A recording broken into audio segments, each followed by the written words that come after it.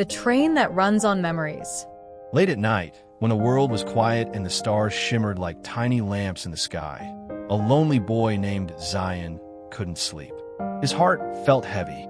He missed his grandfather more than anything.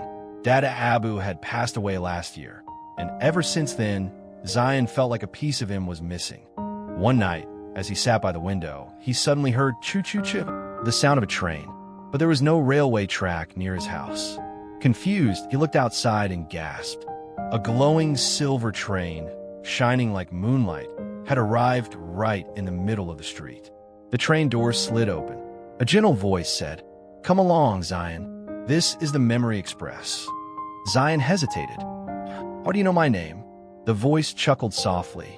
"Beta, this train only comes for those whose hearts are full of memories." Zayan stepped inside.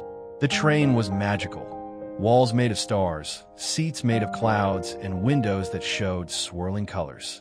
A conductor wearing a hat made of golden feathers greeted him. "Welcome, Mainhoon Yad Ustad, the keeper of memories."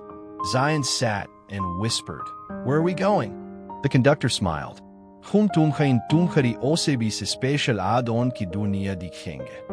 train began moving without tracks.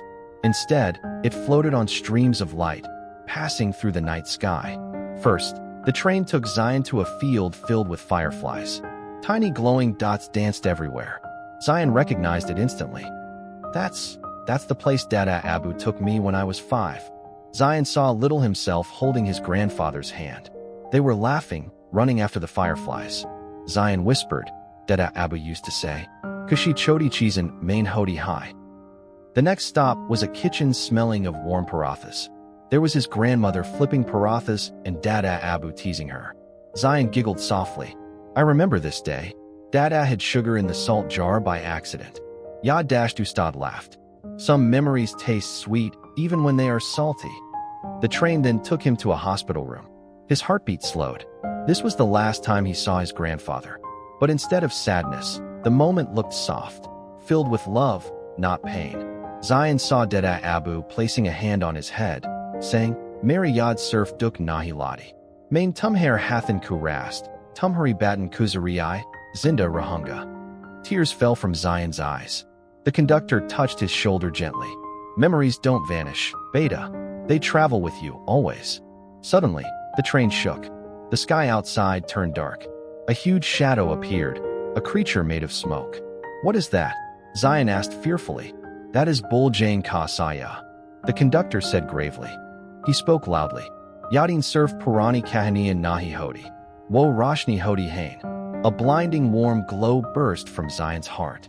The shadow shrieked and dissolved into tiny sparks. The train steadied, glowing brighter than ever. The conductor looked proud. "You protected your memories. That means you're ready to return." He spoke loudly. "Yadin Surf Purani Kahaniyan Nahi Hodi.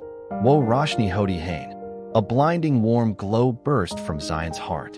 The shadow shrieked and dissolved into tiny sparks. The train steadied, glowing brighter than ever. The conductor looked proud. "You protected your memories. That means you're ready to return." The train floated back to Zayan Street. As he stepped out, the conductor said, "Whenever your heart feels heavy, Yaden Ki, train Tumhair and our high Kalaji." The silver train slowly faded until it became nothing more than moonlight. Zayan walked inside his home, feeling peaceful for the first time in months. He whispered, "Good night, Dada Abbu. I'll keep you with me. Hamesha, always." And as he fell asleep, he heard a faint choo-choo in his dreams. Moral of the story: memories keep our loved ones alive in our hearts. Even when people leave the world, their love, their words, and their moments stay with us forever. Never forget the beautiful times. They are your light.